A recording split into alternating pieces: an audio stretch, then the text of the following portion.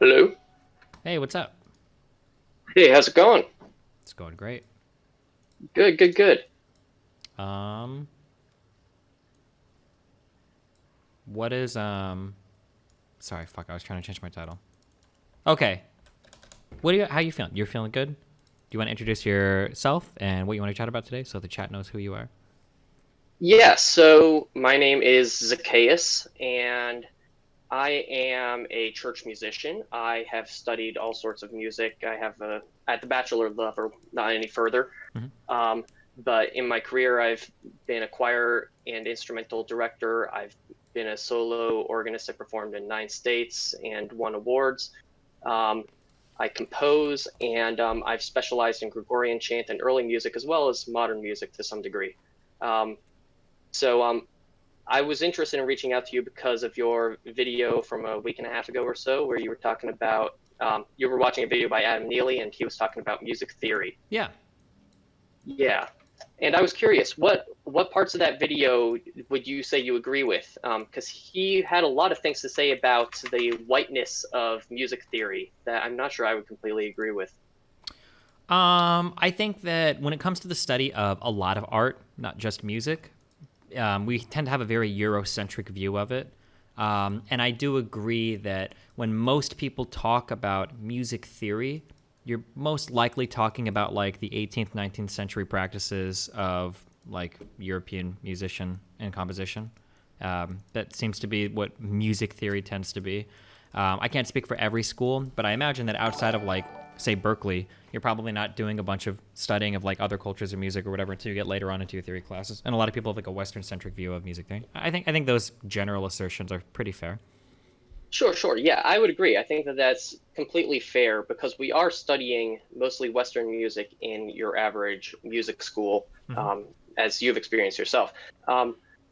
But Neely seemed to be framing this as a bad thing intrinsically, that we're not studying Hindu raga or Arabic tuning systems or so forth at the same time that we're studying Western music, even. Do Yeah. you have any problem with that, or because Um. that seems to be a bridge too far for me? Well, so we're probably gonna end up agreeing on everything. I personally, I think that I think that what do I think? Oh shit, I don't have a strong opinion on this. What I wanted to say was I think that 18th, 19th century Western composition and theory is a good place to start to give you a foundation for understanding music. But actually, I don't even know if that's true. But I mean, it's probably good to start somewhere. Yeah. You probably don't want to So start learning like, oh, today's your first day of music. We're going to learn about 17 different types of intonations. We're going to learn about 52 different types of scales. We're going to learn about like that probably wouldn't make much sense. You'd probably get pretty overwhelmed by that. exactly. Mm-hmm. Yeah. No, I would definitely agree with that, and I think that is in the direction that Neely was proposing, which is one issue I had with what he was saying there. I agree, though. I think we have to start somewhere, Mm-hmm. and I think the place that makes the most sense to start would be the music that more or less directly led to the popular music we listen to today. All of our popular musical styles, in some way, has descended from this classical practice to some degree or another. While that is kind of true, um, it feels like we study some things in music history classes. So like I don't think we went over. I don't. I could be wrong. I skipped 2 theory classes in school because I did AP theory. So maybe in the earlier ones, even in my AP theory classes, we never went over like monophonic music ever. So you say you do like Gregorian chant, right? Sure, sure. I believe Yeah, Gregorian yeah, chant is yeah. all monophonic, right?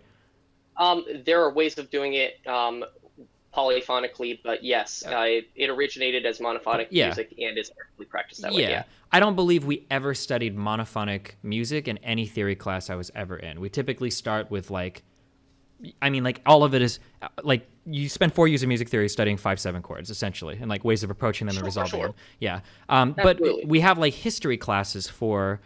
We have history classes to study the older music theory that we don't really go over that much because they assume, I guess, that you know enough theory that you can understand like what is monophonic music.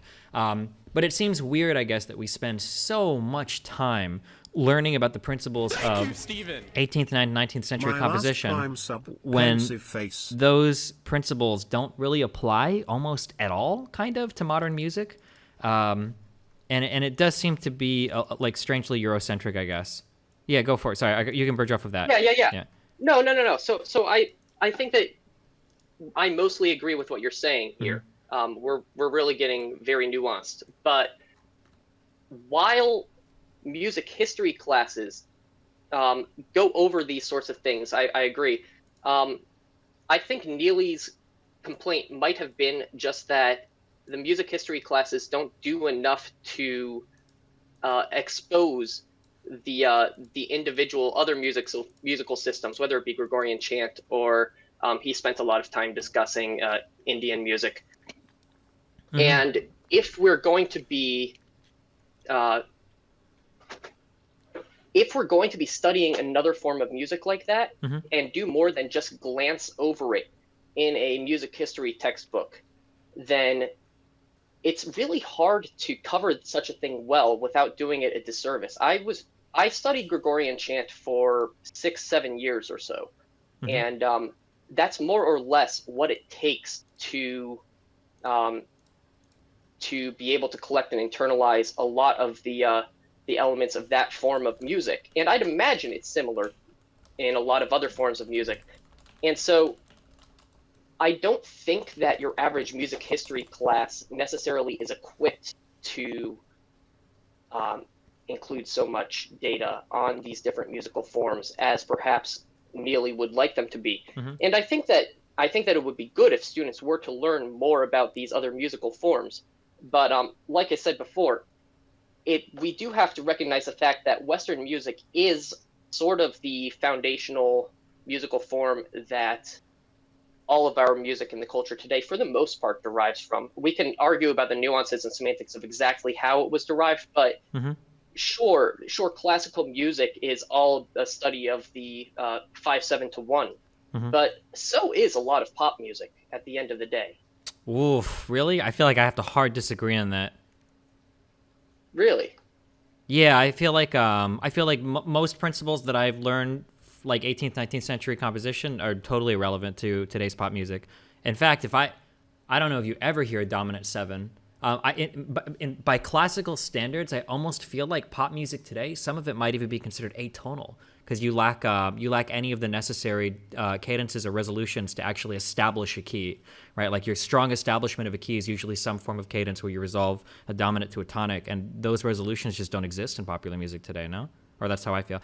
Say like jazz music, which is still like highly functional, but that I wouldn't consider like any of the pop music today to be very functional in terms of how the harmony works. Yeah. So I agree with you that there's a lot of non-functional harmonies in your average pop song today, but these non-functional harmonies still end up serving a similar purpose that the 5/7 to 1 progression would be serving, just in a slightly different way. Or maybe it's not the 5/7 to 1. Maybe they take a plagal cadence and go 4 to 1 or so forth. But it tends to be something along those lines.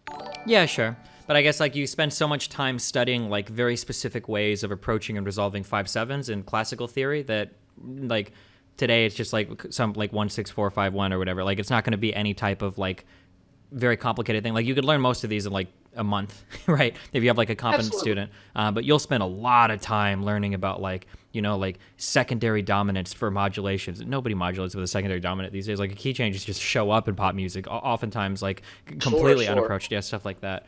Yeah. Now, I agree. I'm really big on theory. I think theory is important. I like theory. I love theory. I wanted to do composition.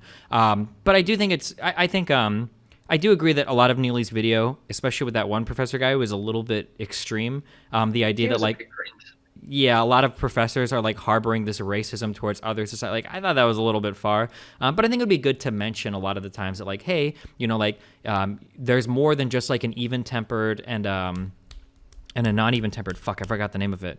Just intonation? Unequal tempered. Yeah, there's all sorts of unequal temperaments. But Yeah. yeah, yeah. I think it would be good to bring up that like there are other ways of approaching music, and this isn't the de facto only way that's normal and everything else is abnormal. I think it would be good to include more of that, just to broaden your understanding of music too. And also learning perspectives of other musics can help you understand your own better as well, right? Like, you know, in some systems they do this, and then you can have a greater appreciation or understanding of why in the system you're used to this happens or whatever.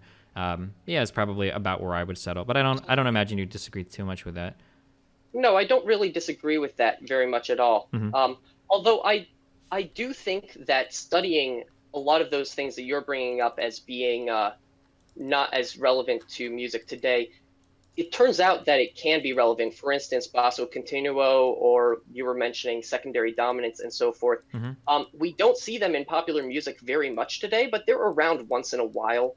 And even when they're not around, then it's useful to know how we got to the point where we are. I think going back to music history, in order to fully understand any musical system, you want to know where it's coming from. While I do agree with that, so you do organ music. A lot of people, it's very hard for a lot of. That sounded really dismissive. I didn't mean it like that. I think. Oh, Organ's no, no, awesome. no, no, Sorry, no, no. yeah. One thing that I think is really bad for a lot of music students today is a lot of music students don't know any like popular charts. And if you learn all of the old theory, you can spend years and years in theory classes and still not really understand like how do you write a pop chart.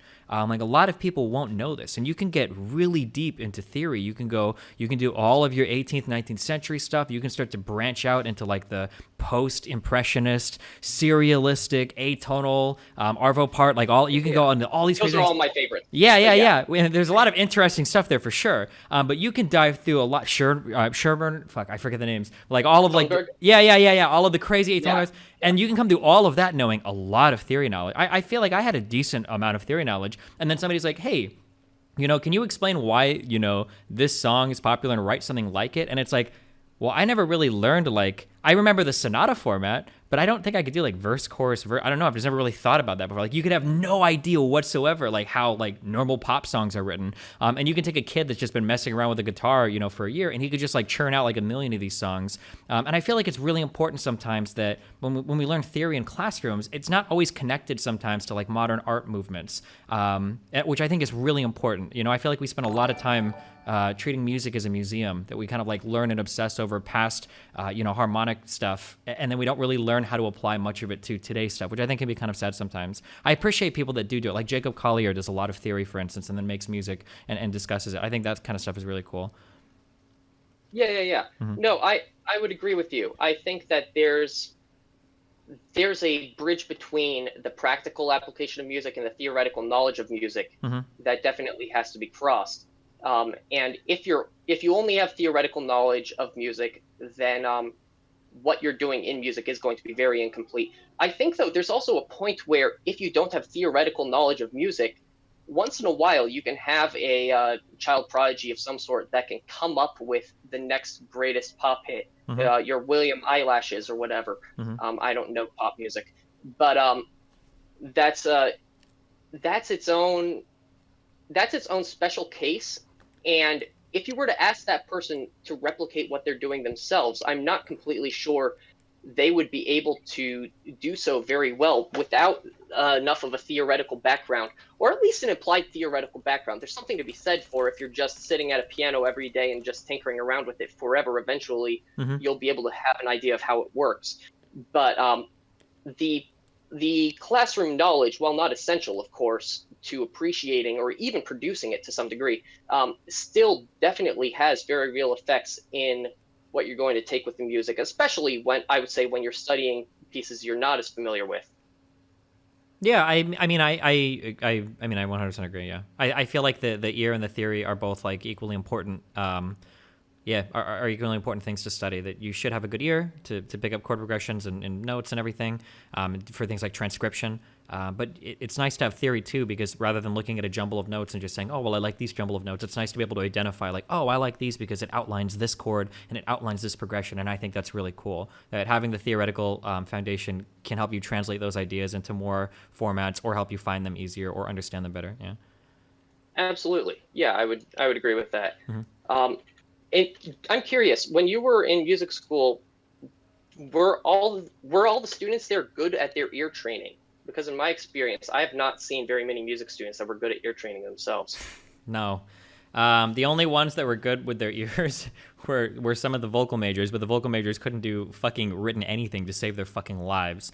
It's embarrassing as fuck. But I remember I came in because I did AP Theory 1 and 2, so I went into theory classes in college with some juniors and a lot of sophomores. So I felt like hot shit. I thought that Sure. everybody was going to be like super like musically inclined or whatever. And like on the first day of class, I remember our professor was going around asking vocal majors like, "Do you know what the root of a D augmented chord is?" And they would think about it for so long, and I'd be like, "Oh my god, you've got to be Oh fucking yes. kidding me! What the fuck?" Yeah, yeah. The ear, unfortunately, I feel like when it comes to theory, like music theory, the only reason music theory exists is because it's supposed to explain things that hit the ear. And I had a professor that drilled the fuck out of that on us, and I'm so grateful for that because yeah, a lot of people just neglect their ear completely and get lost sometimes in the Yeah, writing, yeah, yeah. which is you're losing the whole purpose of everything. Absolutely. Yeah, I remember doing a lot of Yeah, like when we but were working on like Shinkarian analysis and shit. That like sometimes, did you ever have to do this shit? Where you like write the chords and all that? I studied Schenker's student Schachter's book, Hmm. I believe. So I didn't study Schenker himself, Yeah, but I they're studied Schachterian analysis, which I assume is the same. probably similar. Yeah, but there'd be times where you're analyzing something and you're writing shit that you just can't look right. Like you've got like a three augmented seven chord going to like a six, and you're like, fuck, I fucked something up. I missed a key change or something. And Yeah, oftentimes, yeah, like yeah. the temptation is to go back and analyze every note and try to figure out like what the fuck. But if you actually like, if you have the piece available to you, if you just play it, like usually it's just like, oh, hold on, holy shit, this is just resolving to this. Like it's just like I hear this, it's so obvious what's going on, and then you can go back and you can analyze based on what you hear. And I feel like a lot of people kind of miss that. Yeah. Yeah, no, I would definitely agree. I think honestly, that's part of the flaw in our general society at large that we don't really discuss the mechanics of music with people in general as well as we could. I think Mm-hmm. if we had music classes in elementary schools, high schools even, I started taking piano lessons since I was 7 and have been singing in choir since I was 9 or so, Mm-hmm.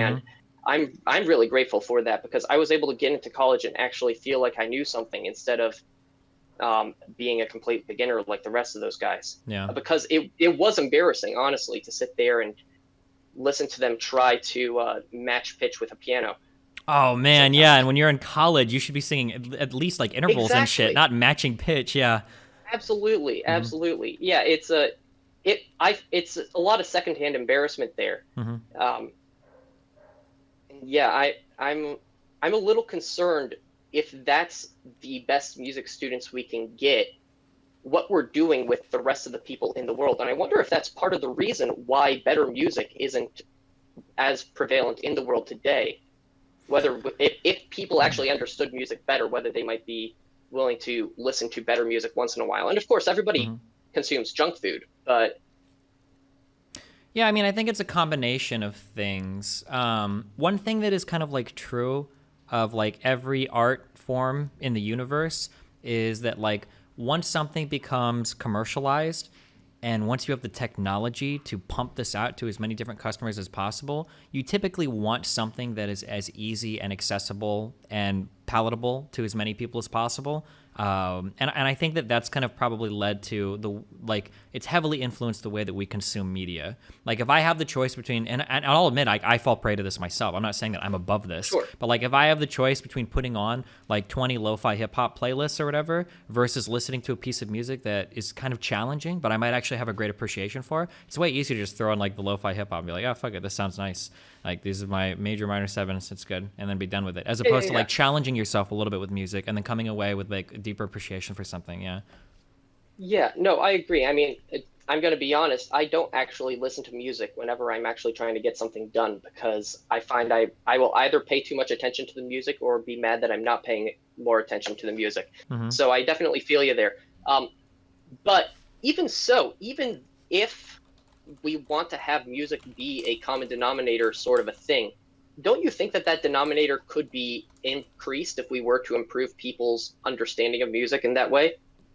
I'm not saying that everybody has to Mm-hmm. be a musical prodigy in their own right, of course, but if we were to give people some exposure to some of the good music of the classical tradition, even of other traditions, I'd be happy hear people learning about raga in schools. Mm-hmm. But I mean, the problem is just that, like, at the end of the day, because of the way that our society and economy are structured, we have to look at like what's going to happen economically. And right now, if you're going to make an investment into something and you want the greatest return on your money, and you're just a normal investor, like you're putting your money into the things that are going to be as pleasing to as many people as possible, right? Like it's very, very, very rare that you get like a perfect piece of art. Not perfect, but something that is like, oh my God, this is so good, and every single person can like it and appreciate it. A lot of this stuff is like fairly niche, and it's not ultra appreciable to like every single person listening to it. But like if you're like a capitalist looking to make an investment into something when it comes to art, like I mean like a really, really, really good example of this, I don't know if you watch a lot of movies, but the film industry is a great example of this. Yeah.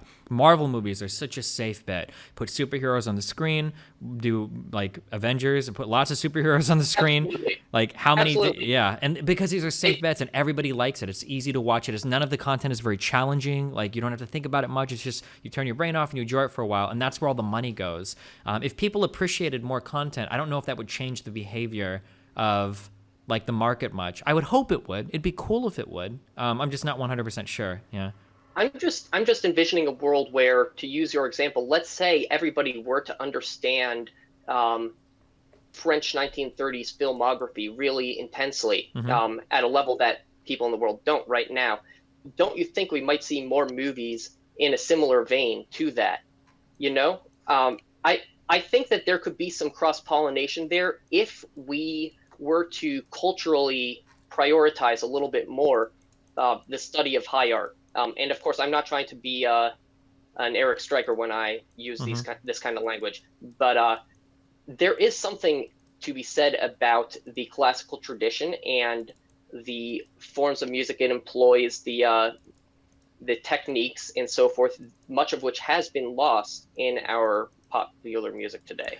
Yeah, possibly. And I would even say, like, I don't I don't know if we'd fight over this or not, but like, I don't think you even have to go necessarily that far back. Like, I would argue, for instance, that a lot of the prog rock that was coming out of like the 80s and the 90s and even the early 2000s, a lot of this is compositionally far more complicated and intricate than a lot of like what is kind of like pop music today. Like, I like listening to Billie Eilish's shit because it uses chord progressions I like, but that material is far less challenging to me than like a King Crimson album, or even like a Pink Floyd album or a Rush album. Like, I would say like a lot of I'm sure that other people disagree, but I would say like prog metal and prog rock were probably compositionally, to me, the things that kind of push the boundaries the most and were the most challenging, but were still enjoyable to listen to. Yeah. No, I think that that's completely fair. And I don't actually listen to that much prog rock myself. I have a number of friends who do and who have recommended it to me as being similar structurally in that way. So I definitely think that that can be a good reflection of sort of what I'm proposing for society, if I may be so bold. Yeah, I think I think a lot of it, you'd probably like it. Initially, I kind of didn't like it, and I'm kind of back and forth on it. Oh, God. Is it Andy Grohl? He was like the drummer of Nirvana, I think. Oh, God, what's his name? Or Foo Fighters? Sorry. Dave Grohl. Oh, yeah. Yeah, he's got like a speech where he talks about how like the difference between like the...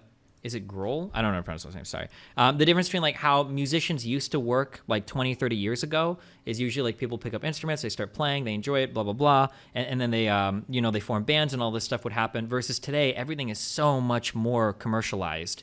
And is so much more like created for mass consumption, and you're trying to find these really young pop stars, you're trying to give them the most inoffensive singing voices possible, and then you give them the most inoffensive songs as possible, and that like that difference in terms of how music is created kind of affects our end products as well. It's really hard to find people that are willing to break the mold really hard, because to find investment for them is just difficult as well, because people just want what's going to sell the most records. That's definitely fair. So what you're saying is, for good music to thrive, we need to abolish capitalism.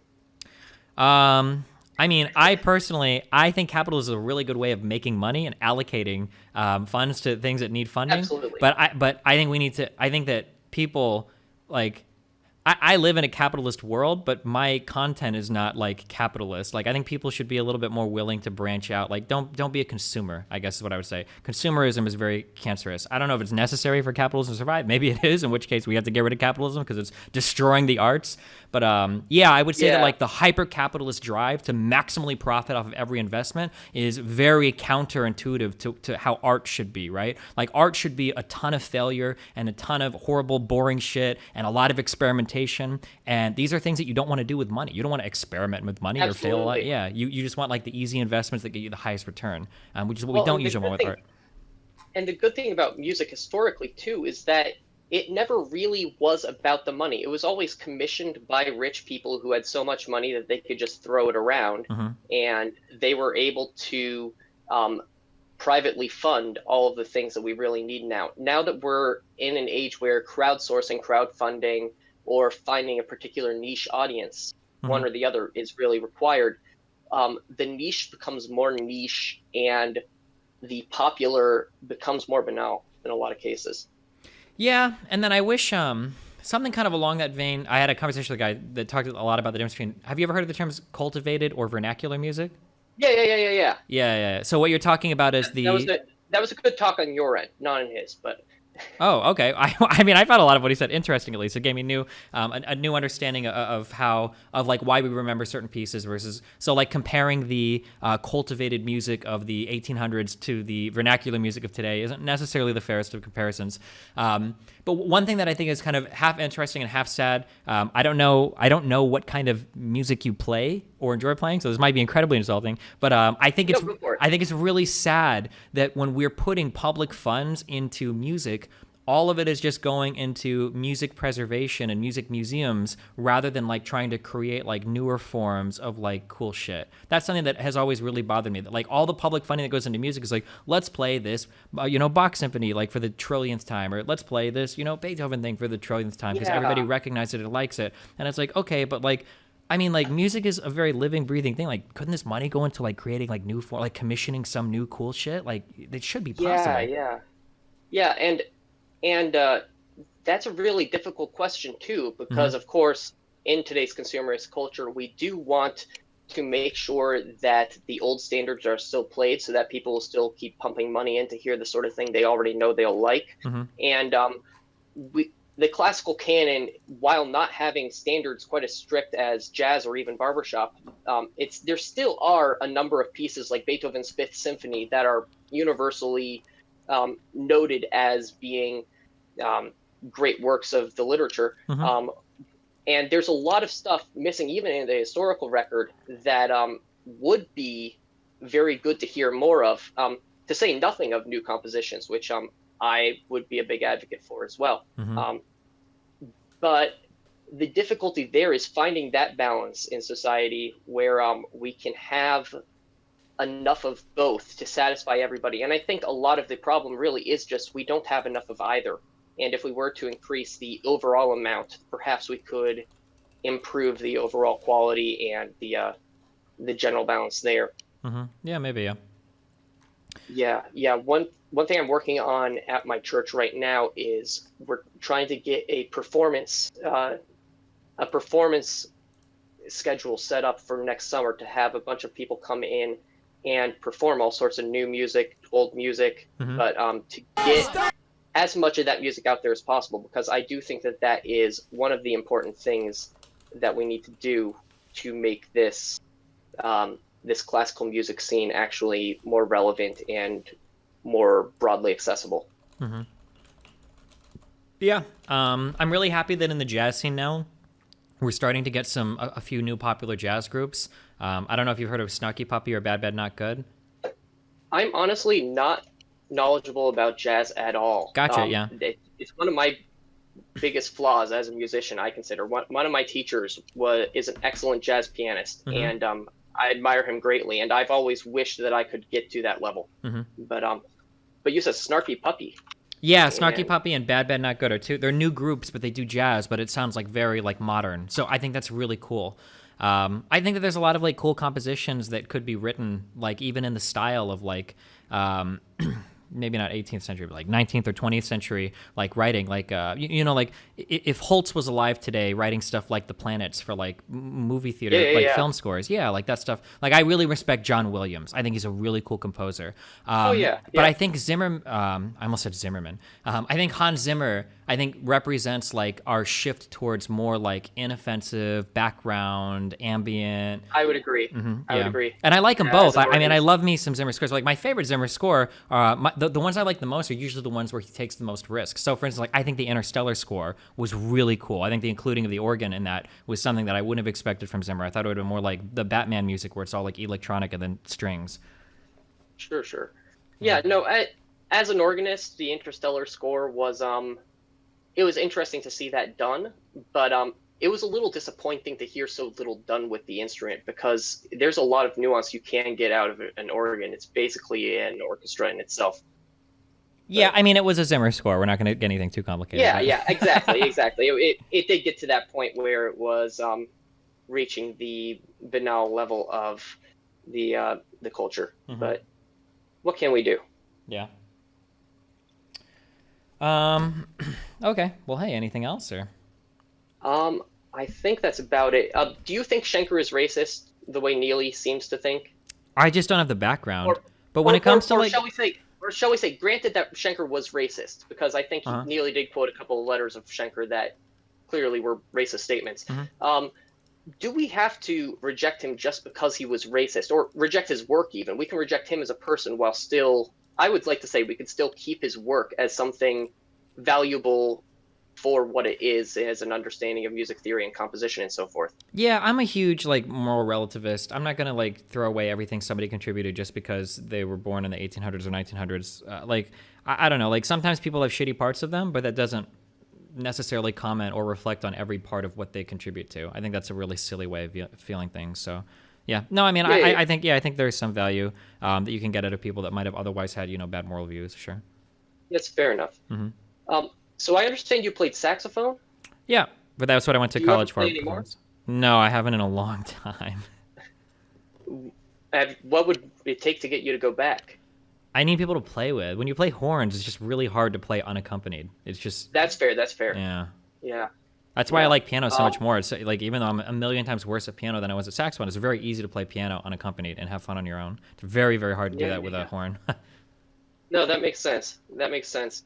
And of course, ensemble music is really hard these days, especially.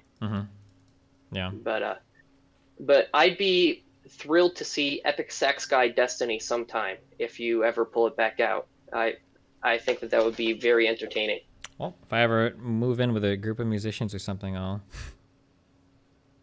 Well, anytime you're out on the East Coast, then feel free to drop me a line. Okay, all right. Well, thanks for the. Do you get to play? You're playing like a big organ, like in a church, right? Yeah. Big pipe organ, probably 40,000 pipes or so, if I had to guess. Gotcha. I don't remember what church. I was in some really nice church once, and hearing the organs in the big churches, it's an all-encompassing, like a body-encompassing sound. It's a really, really, really amazing thing. That's really cool to be able to play one of those things. Yeah. Yeah, the reverberation of the sound is something that a lot of people don't pay enough attention to, whether it's just like the size of the piano and the case of the piano itself producing more sound, or in the case of the organ, the entire church itself really becomes Part of an the extension instrument. of the instrument. Yeah. Yeah, it's really thrilling to be able to play that kind of stuff. I consider it the ultimate heavy metal. Yeah, it's really, really, really sick. Okay. Yeah. All right, well, cool. Thanks a lot for the conversation. If you ever Absolutely. anything else you want to bring up related to this or anything else, you can always just shoot me a message. Sounds good. Do you Thank want to? so much. Are you streaming? I'm live. I have no viewers because I'm yeah, I'm not I a streamer yet. yeah, but- gotcha. I saw your thing. I can link your because people always Yeah, like to that'd be ask cool. questions and shit. Yeah, I'll link your stuff. Okay. Yeah. I'd love that. All right. Okay, cool. Sounds good. Thank you so much. Yeah, Have a salty good night. Zach. Thanks a lot. I really appreciate the conversation, man. Have fun. Yeah, I appreciate it too. All Yeah, right. anytime you have any questions, Yeah, gotcha. I'll see you later. Bye. have a good one. What a fucking music nerd. Fucking competitive game that's ever been released on Twitch. Like, holy shit. Like, you're literally, your avatar is a fucking Teletubby, and you're getting this mad.